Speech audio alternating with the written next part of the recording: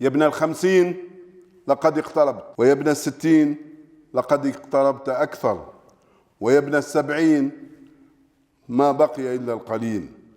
فلتكن عبادتك مختلفة، ولتكن توبتك صادقة، ولتكن خلواتك عامرة بذكر الله عز وجل، فإنك راحل لا محالة. يا أيها الإنسان إنك كادح إلى ربك كدحا فملاقيه، فبأي وجه ستلقاه أيها المؤمن؟ وبأي عمل ستلقاه؟ وبأي قلب ستلقاه؟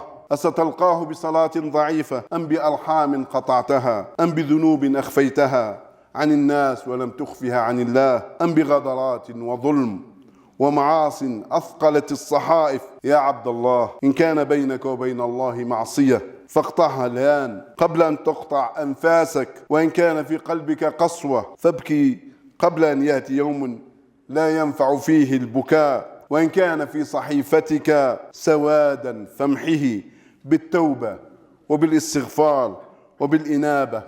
الدنيا قصيرة والقبر صندوق العمل، والعاقل من أصلح بينه وبين الله قبل أن يقال فلان صلي عليه وأقاموا الصلاة عليه. فارجع إلى ربك، فباب التوبة مفتوح، ورحمة الله أوسع من ذنوبك، ولكن العمر ليس مضمون.